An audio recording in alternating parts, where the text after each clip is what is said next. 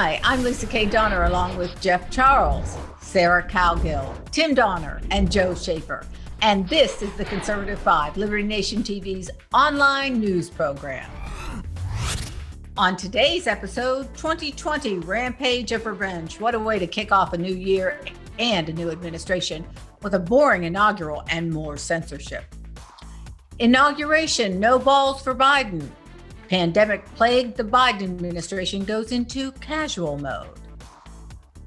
Biden to immigrants. Adios, amigos. Is the welcome mat being pulled out under the migrants? We'll talk about that. Tech pandemic super spreaders. Does big tech really think conservatives can be erased from America? It seems they're going to try and do just that. And finally, in our kicker segment today, the Biden administration, a conservative's survival guide. It's time to share Liberty Nation's hacks for surviving a liberal policy fest.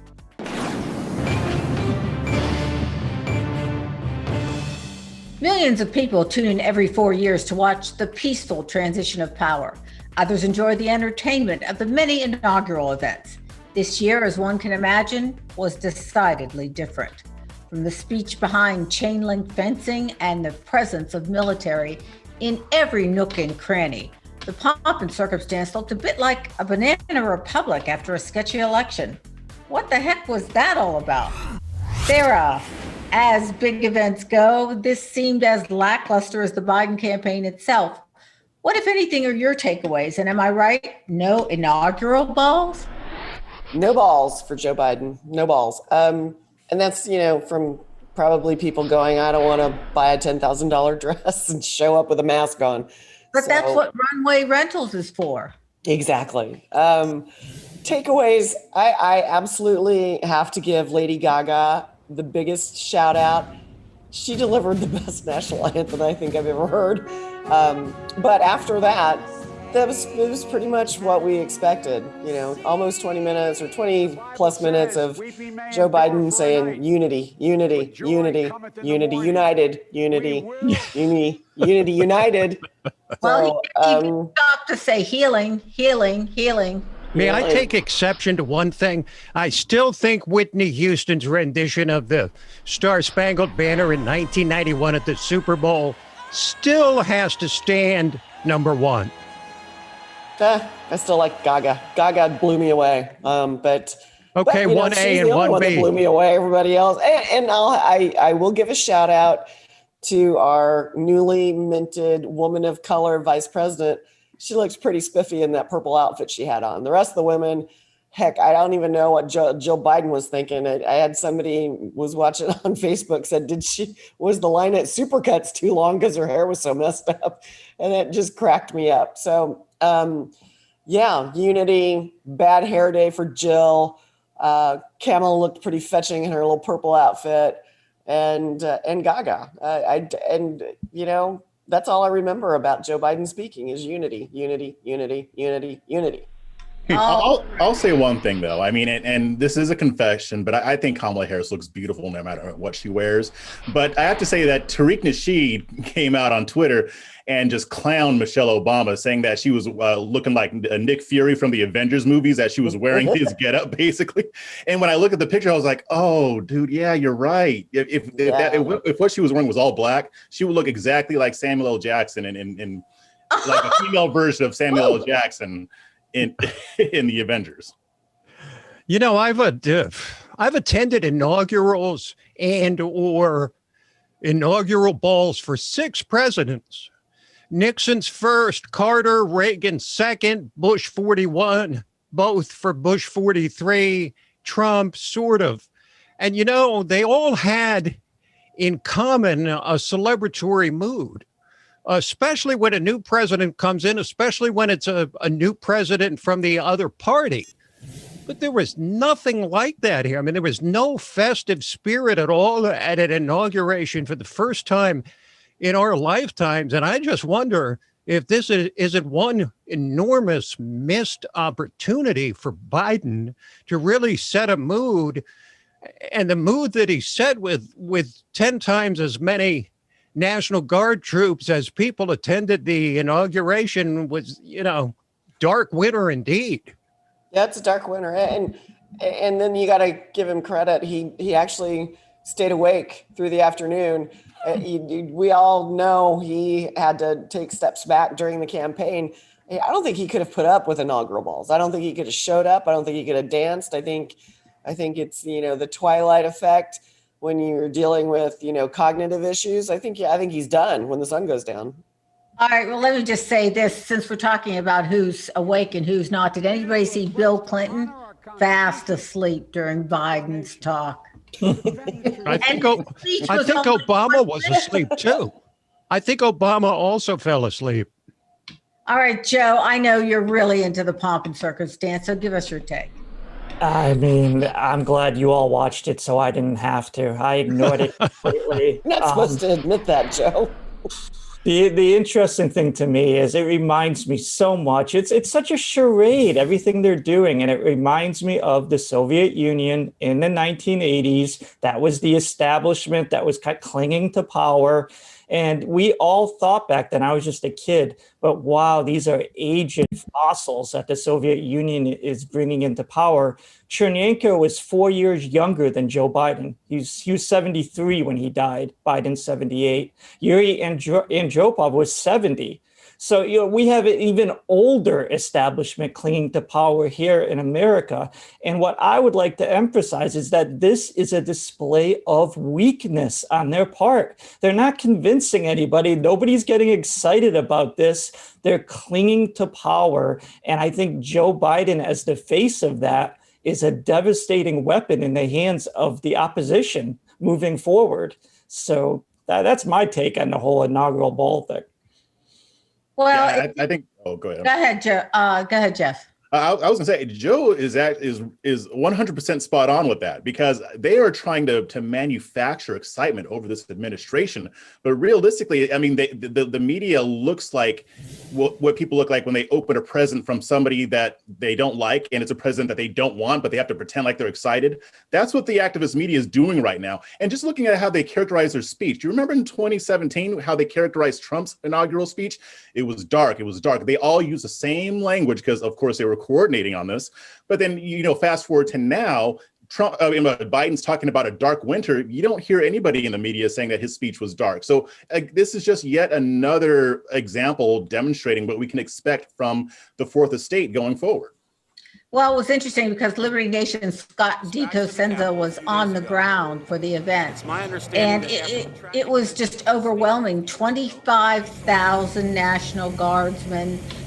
12 of them were removed for having tendencies toward Trumpism, I guess. I don't know. They didn't pass the what's the test that they give you in They voted the wrong way. Yeah, they hold a gun to your head and force you to admit who you voted for. No, I'm just kidding. Well, anyway, are you kidding? Huh? I think that's more realistic than a joke. I think this is where it's heading. This is where they want it to head. Nicole Wallace on MSNBC last night, Nicole Wallace said Republicans should not be allowed to speak until they assert the truth. And she was a Republican. I mean, Nicole Wallace was a Republican strategist for years. And once she went to MSNBC, I mean, she turned really into a Stalinist. And now you see it more than ever. You'd think these people would be joyous at the fact that they removed this man who they consider to be evil incarnate. They should be feeling, victorious and joyous and full of hope. And I don't see any of that. I see a begrudging, Well, they can't do that and control people. You can't be, happy and jubilant and control people. You gotta paint the dark, scary picture where people go, yeah, I'll do whatever you tell me to do. Just keep me safe. Well, Tim, you mentioned earlier, it was an inauguration of fear. I mean, they were just terrified of the American people. Normally, there are 200,000 regular tickets issued for regular Americans. There were 2,000 total tickets issued for this. Now, you can't just chalk all of that up to COVID. Come on. Well, I mean, there's no question that what Joe Biden really did was to stoke fear in the hearts of Americans, because he said we have six crises at the same time, any one of which would be of metaphysical significance. He's fearful of ordinary citizens coming to Washington for his inaugural. He's fearful of the Trump people. He's fearful about the climate. He's fearful about our foreign policy. He's fearful about the coronavirus. He's fearful about everything. And that's why my radio show this week, Liberty Nation Radio, is going to be entitled The Inauguration of Fear, because that's what we saw. Well, in the person of Joe Biden. He might be fearing his own mortality as well. Well, I mean, here's a 70-year-old guy who had to, shut the shades in the campaign. I mean, if he had had a normal non-pandemic campaign, he wouldn't have lasted. He would never have been able to pull that up. He doesn't have the energy. He doesn't have the strength. He doesn't have the mental capacity, as far as anyone can tell. But there is no way he could go through an arduous process. And somebody on CBS, I don't even remember which dingbat it was, but she said, "What an arduous campaign." And I'm like, what? Where were you? He was in his basement. Everybody, did their virtual stuff. There was no arduous campaign.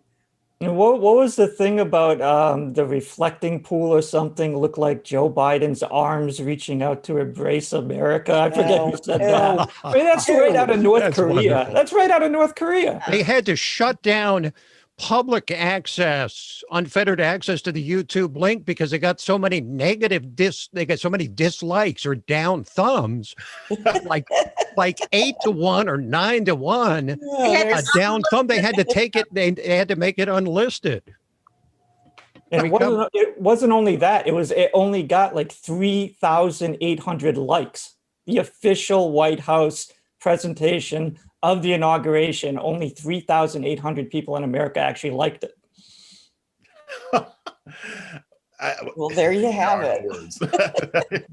Okay, Jeff, I'm giving you the final word before I close this down. Yeah, I mean, we're talking about the reflecting pool. I mean, I'm surprised that the media didn't claim that Joe Biden got up and walked across the reflecting pool. I mean, it's just, you can see the reality versus the narrative that they're spinning. 3,000 likes on the inaugural YouTube video, that's insane. But if you looked at what CNN is saying, you would think that everybody was just ecstatic and just loved his presidency. But his supporter enthusiasm was always low during the campaign. And I think we're seeing that now. I don't think that the media is fooling anybody. People are not excited about Biden. A lot may be glad that Trump's out, but they're not excited about Biden. Honestly, this is one of the most inauspicious starts to a presidential term I've ever witnessed. After watching what can only be described as inelegant, at least we have a starting point in what to expect with a Biden-Harris administration. Now I need to go shop online for a pair of combat boots.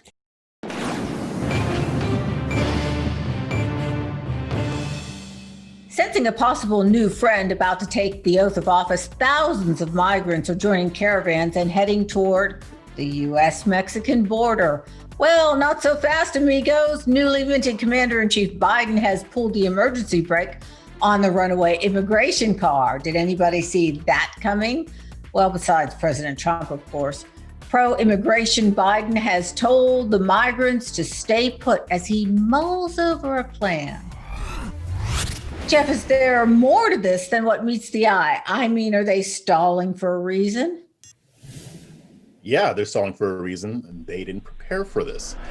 Now, don't get me wrong. The Biden team, they knew what their immigration policy was going to be. They have an idea of how they're going to roll it out. I'm sure that they have all that in place. But what they forgot to think about is the fact that if you're campaigning on open borders and you win the election, supposedly, and you're going to go into office to implement those open borders policies, like giving a pathway to citizenship for illegal immigrants who already reside in the country, that's going to prompt some people to try to come over the border right when you take office. So they probably didn't anticipate that this caravan could possibly happen, but it's coming anyway. And they don't have time to really plan for taking them all in. Trump's policies are still in place. Biden hasn't had a chance to remove all of them yet or to reverse all of his executive orders. So when I saw that they had issued that statement saying, hold on, slow your roll, I was like, oh, okay, y'all weren't ready. You should have thought about this before you started campaigning with open borders policies. And now you've got to deal with the situation. And no matter how nice the media is to you, we're going to see how inept your administration is right off the bat. You know what? I don't think they have a policy. I think they just hated Trump. So anything he did, it was, no, we can't do that. Oh my gosh, that's horrible. Kids in cages and people drinking out of the toilets. Oh dear Lord. Oh dear Lord. And we won. Well, crap, we don't have a policy. We don't know what we're doing. I think they've had to, hurry up, pull some people together. If you check out the Biden website, it is just platitudes. It's happy language. There's no real plan. It's just, we're built from immigrants and immigrants are welcome and we need to treat immigrants better. There is no, here's how we're going to do this. I couldn't find anything on that. Oh, you're falling right into Tim's wheelhouse. He kept saying that the speech was filled with so many platitudes. How many platitudes can you fit in a single 20-minute inaugural speech? Well, Joe Biden certainly tested the limit. Now, of course, about half of the total words were, as Sarah said, unified, unite, unity, which, of course, is the very thing that we don't have and are not going to have with the president who half the country probably, or close to it, doesn't believe is a legitimate president. But what do you think he's going to do about the immigration? I mean, it's on his watch now. I think he's going to wind up doing exactly what Obama had to do, reluctantly. Put kids in cages? Obama deported a lot more people than Donald Trump did. Now, some of them were people that were just turned away at the border, admittedly, so the numbers are a little bit skewed. But Biden's going to find himself with no choice, because here's what he's going to face repeatedly in the weeks and months ahead. He's going to go to reverse a Trump policy, maybe because he doesn't like it, but mostly because it was something Trump did, so it must be bad. And when he does it, he's going to understand that actively opening the border rather than just continuing a policy of Bush and Clinton and others to just sort of let it happen slowly, that's not going to be so popular with the American people. So bit by bit, he's going to try to dismantle the Trump legacy. And every time he does it, he's going to understand that while Trump, the man, the person is gone, the Trump legacy, his policy, his record remains, and good luck trying to reverse most of that. Joe, do you think we're looking at a free-for-all in a bunch of border towns? I would take this in a more dark direction. I really do. How surprising. Oh, Joe's going to go dark. Wow, Joe's going dark. Imagine that. When Tim says that, Biden's going to try and do something and it won't be popular with the American people, what does he care? He got installed in the White House against the will of the American people. And now we look at this migrant caravan coming. He's about to legalize 11 million illegal aliens already in this country. And we know the number is much higher than that. It's estimated to be closer to 30 million. But he's going to give 11 million a path to citizenship. Do you think that's going to slow down that caravan? I think what it ultimately comes down to is big business, corporate, Republican establishment types, they want cheap labor, so they want open borders for that. But Democrats want a permanent underclass because they can exploit an underclass. They can promise them all the goodies in the world and everything, and they can hold on to their little bases of power, which is the inner cities, the big cities. This is where they got all their ballot harvesting in those key battleground states that took that election on November 3rd. So for Democrats, I think they want dependent people to be constantly coming into this country, that they see that as a way for them to hold on to power. So they may not be able to let in this entire caravan, but they want the chaos to keep happening. Do you know who doesn't want an underclass? You know who doesn't want the cheap labor? That would be the people who are actually Americans that live in the border states. They don't want that. So and they're not going to go away easily. We had a president in office who was supporting them and pro their efforts to stem the tide at the border. Now that man is gone. Do you think those residents, those militias, those people down south are going to lay down their arms and go back to bed? Not going to happen. That's a really good point. Jeff, do you think that, he's going to turn back this caravan? How is he going to spin that? I'm actually excited to see what he does, because they're going to mess it up. I don't know what they're going to do. They're not going to turn it away. They're not going to get away with that. But if they don't turn them away, then they have to abide by the policy that Trump has set in place. Maybe, I don't know if he's repealed the Remain in Mexico plan yet, but he's going to have to do something, because it's going to be a horrible look if he turns them away. But even if he does accept them in, and if he actually follows through on this open borders agenda, public opinion is not going to be for that. And I'll tell you right now, the Black community is watching. He said nothing about what he's going to do for the Black community or anything like that, even though it was Black people who got him elected and nominated in the first place. So they're watching, and if he doesn't follow through on any of his promises, and if he prioritizes illegal immigrants over Black Americans, it's not going to look good for him. So I'm excited. I can't wait to see him mess this up. Well, this is what establishment politicians do. They use the base of their party to get elected, and they quietly, they throw them a few bouquets in the form of, an occasional appointment to a minor administrative position or minor cabinet position, or a little bit here, a little bit there.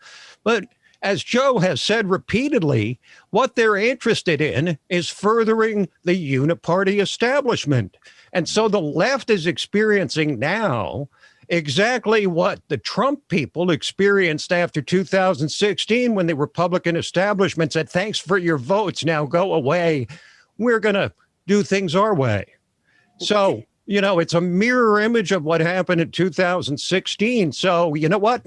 It's Joe Biden's problem now. Yeah, well, I think I have to agree with Jeff on the fact that everybody's going to take a higher precedent, or a high, they're going to be number one on the list. It's not going to be Black America. And if you'll recall, and Jeff, I don't know if you've looked in a mirror, or I don't know if you have, thoroughly embraced the Joe Biden presidency, but just a few months ago, he said, "You ain't Black." Mm-hmm. And I kind of think you might be, but, I'm not sure this administration is going to care. In the words of media, I am openly Black, regardless of what Biden says. That's great. Well, immigration was front and center during the Trump presidency and his tenure. Kids in cages that Biden's boss built. The media manipulation of facts and images. How will Biden differentiate his policies? We shall see.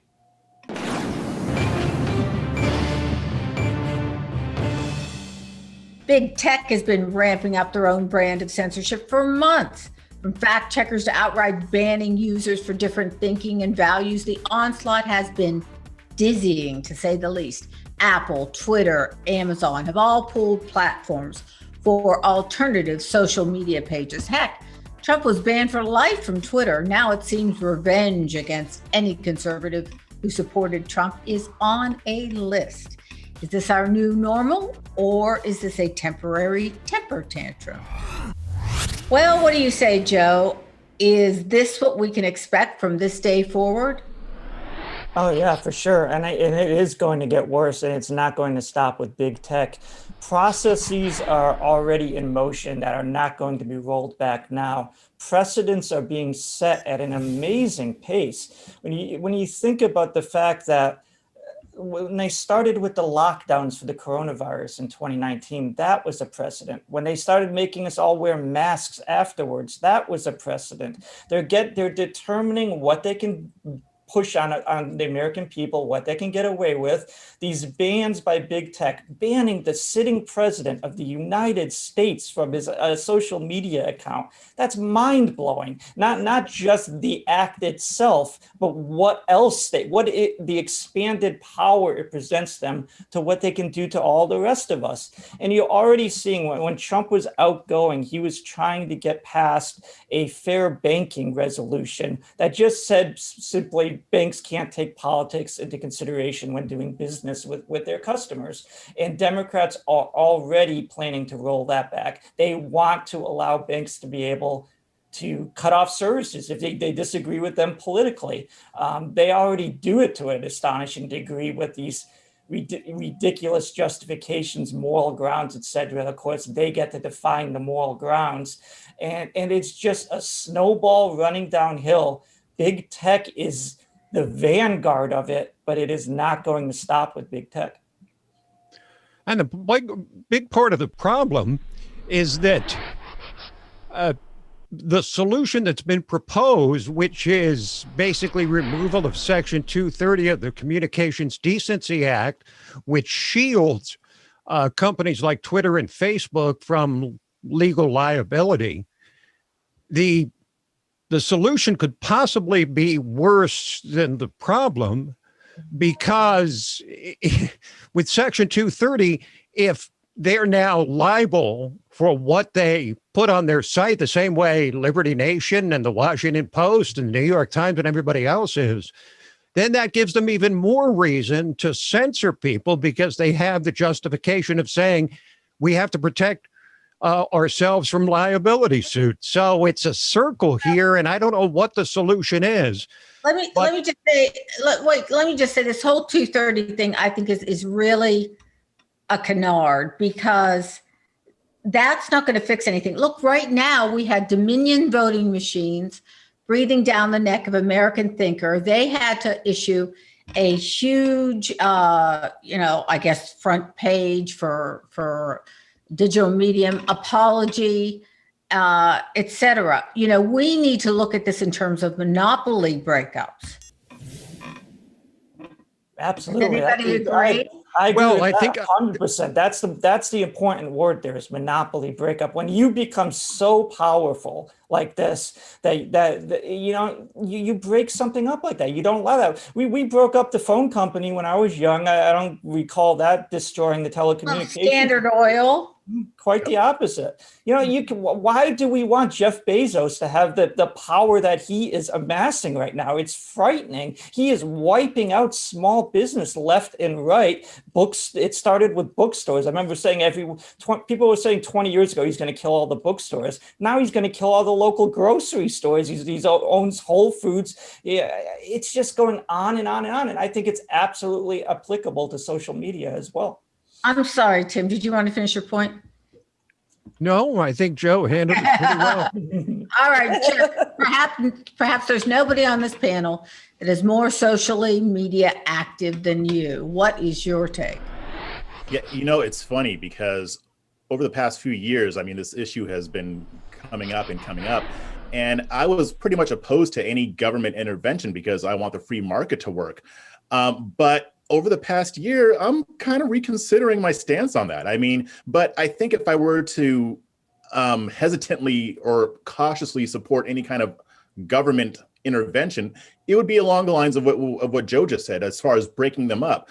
These big tech companies are too powerful. They control too much of our lives. They rival the government.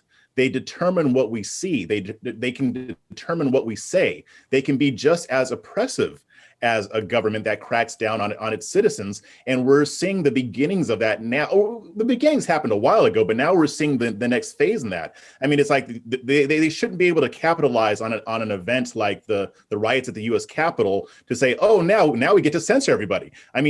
Just being on Twitter, I lost over 2,000 followers.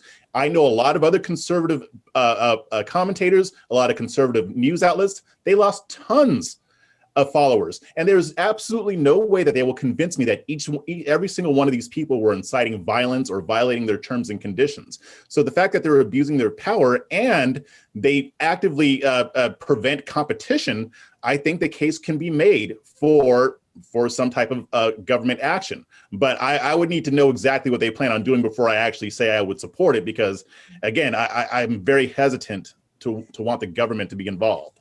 I think the simplest way to put it is that these media giants, these tech giants, need to be regulated like public utilities, the same as the gas company, the same as the electric company, because it's not a perfect solution, to be sure, but I'm wondering what it is that can be done to stop them. Now, the downside of regulation is that it's subject to whoever's making the regulations. So we could see, Biden administration, the regime, the Democrats in Congress put in, one set of regulations and then have a Republican come in and change them, and it could be back and forth. So, Section 230, regulating as a public utility, none of them are perfect solutions, but I think we all agree something has to be done. And I think something will be done. Whether it's substantial or amounts to much is a serious question. Well, just today, I keep in touch with a lot of my little friends in the border towns, as everybody knows, but I was in a conversation on Messenger, which is the private message Facebook app, and got a notification that something in the conversation itself didn't fit community standards, and they deleted the entire conversation between me and a friend.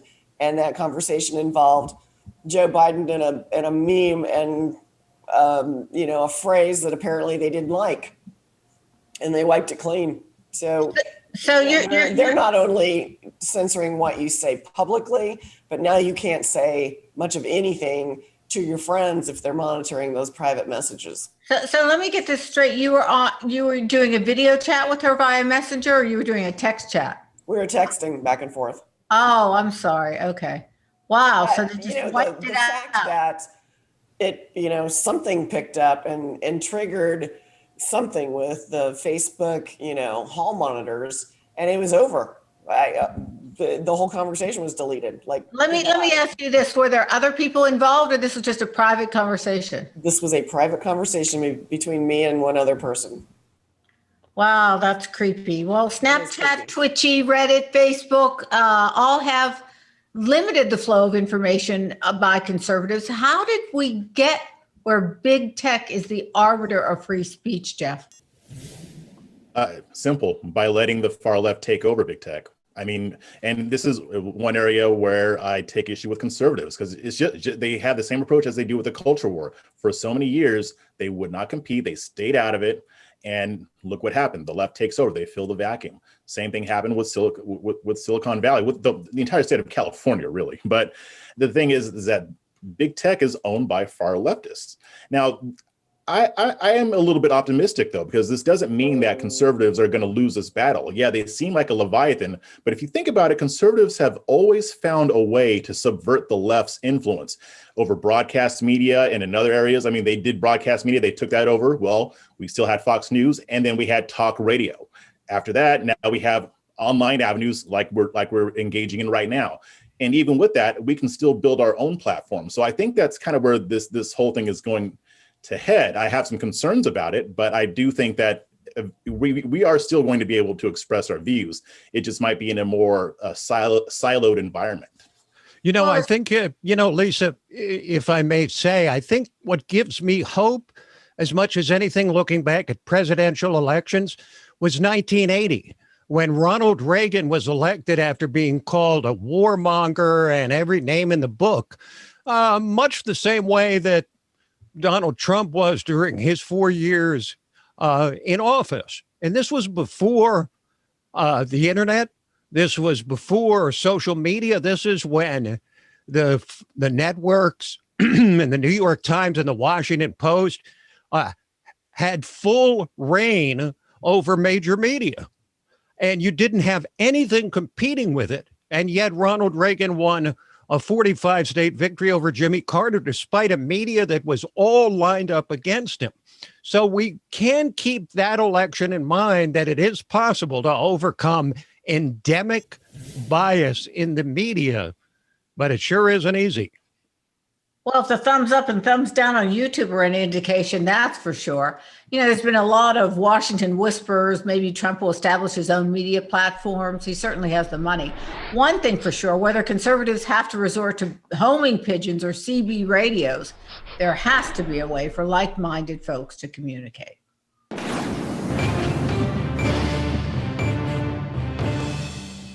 How will conservatives manage to navigate the turbulent waters of the incoming administration? Preppers are hoarding canned goods and ammo for sure. But what if that peaceful transfer of power leads to an uncomfortable 4 years of leftist policies? Whatever will we do? Tim, you've watched the administrations come and go for a few years now. What say you on what you can do to stay sane until 2024? Well, you know what? I'm going to turn it back on the voters, on the American people, because maybe the American people can finally decide what it is they really want. I mean, we got Bush, followed by Obama, followed by Trump, who reversed course of all the previous people. And then we get Biden, we're told, reverting back to the same thing the voters rejected in 2016. So do you know? Do the people know what they really want? Did we get Biden because people just couldn't take another 4 years of Trump's personality? Or did the voters say they were wrong in 2016 and change their minds?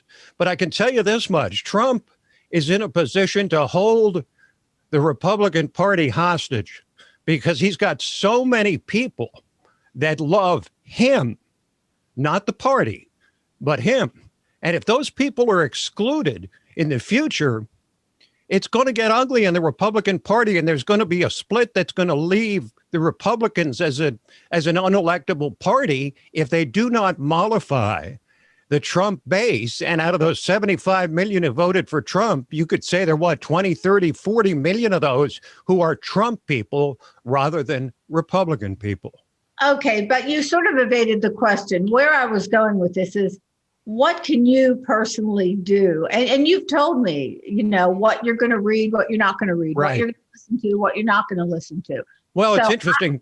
As a journalist, I'm going to, and all of us here, Joe and Jeff and Sarah and yourself, Lisa, we've all covered this stuff with a fine-tooth comb for 4 years. Frankly, we're all exhausted from covering the Trump administration. But what we can do, since we have a depth and breadth of knowledge, is to just read about just what we need to know, and no more than that. Because we know, for example, if Joe Biden says, I'm going to reverse Trump's border policy, we know exactly what direction it's going. We know why he's doing it. And we know that he's committed to doing it because the base demands it. So, everything that he does is going to be very predictable. And the reasons that he's doing them are going to be very predictable, too. But Republicans can stay, focused on what happens with Trump, whether the GOP is embracing the populist nationalist vision of Trump together, blended together with conservatism, because that is the winning message. And if they move away from it, big trouble. Sarah, what are your hacks for the next few years? Well, a little bit like Tim, I'm going to sit in a tree like a vulture and wait for something to keel over so I can pick at it until I can get what I want out of it. And I'm going to be doing that at my local pub and drinking wine and eating some good food. I don't think immersing ourselves in every single detail is helpful. I think what unfolds, it's like you give them enough rope, they're going to hang themselves. And so let's just see what unfolds. Let's not panic. And I've cautioned people, the world's not coming to an end. In fact, it might be kind of amusing for a while. So I think we just got to sit back and wait and suck down some good bottles of Chianti or bourbon or whatever else is handy. Whatever gets you through the night. Exactly. All right, I'm going to go next because you moved in on bourbon, which is that's where I was going. But my hack is actually to read more American history, and the reason for this is because I think that reading about American political history is somehow comforting. It lets you know that this isn't the first time, people have hated each other. I mean, you had Teddy Roosevelt and Taft who despised each other, but then they made up. And the person who cried the most at Teddy Roosevelt's funeral was William Howard Taft. You also had the same situation with John Adams and Jefferson. They were bitter rivals for many years, and then they began corresponding and made friends. I've been reading a book on the 1920 election, and this is interesting. So if you look at 1920, you had Warren Harding, and 2020, you have Joe Biden. But listen to this inaugural quote, or this wasn't an inaugural quote from Warren Harding. This is one of his famous quotes. America's present need is not heroics, but healing, not nostrums, but normalcy, not revolution, but restoration, not agitation, but adjustment, not surgery, but serenity. I mean, that sounds an awful lot, like, kumbaya, we need some healing. So I find that reading American history is very comforting, very helpful. It reminds us that this too shall pass. Tim did a calculation last night over dinner and found out that most presidents last 1.2 terms or something like that. Yes, 1.2 terms. So if you take out FDR, who served 4 terms, he was the only president that served more than 2 terms. You're left with 45 presidents over 55 elections. So the average president, and there's pre-Civil War history and there's modern American history, but the idea of the certainty of a 2-term president is a fairly modern construct. A lot of presidents really only last the 1 term. Although we're used to over the last 100 years, of course, Trump became only the 4th president in the last 100 years, along with Hoover, Bush, 41, and Jimmy Carter, not to win a 2nd term in the White House, if you believe the election results. All right, Jeff, what's your hack?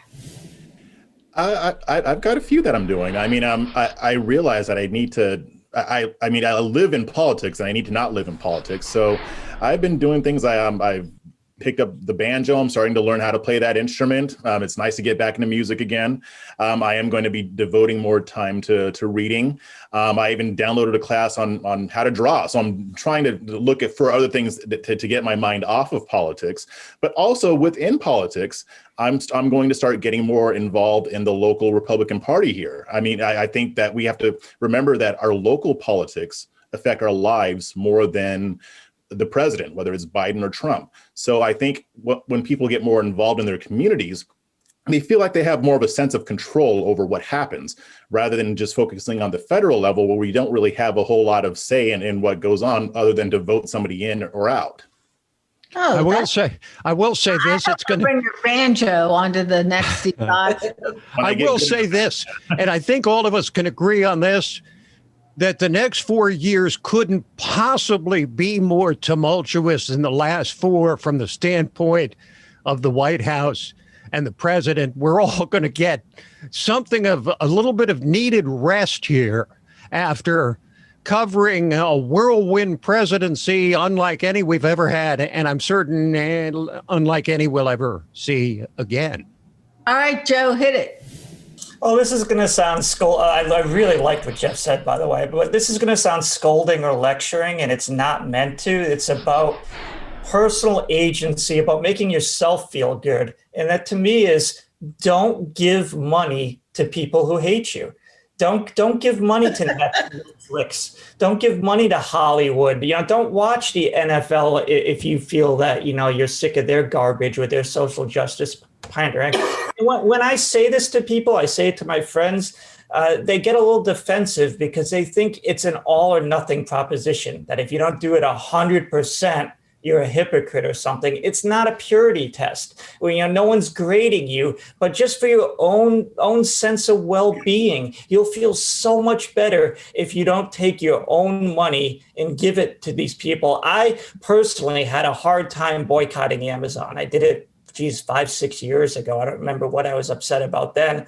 But Amazon is so easy to buy things, so easy to get books. And I just got sick of what Amazon was representing. I said, that's it. I'm done. I'm not buying another thing from them.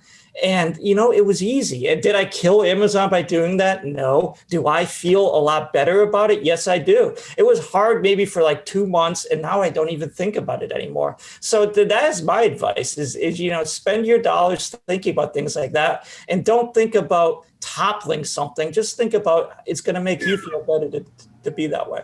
All right. So from protesting with your pocketbook to picking at the banjo, that's how we're going to get through this together. We'd love to hear how you plan to get through it. Put our comments on YouTube. And unlike Aunt Thelma's, or much like Aunt Thelma's kidney stone, we hope this too shall pass.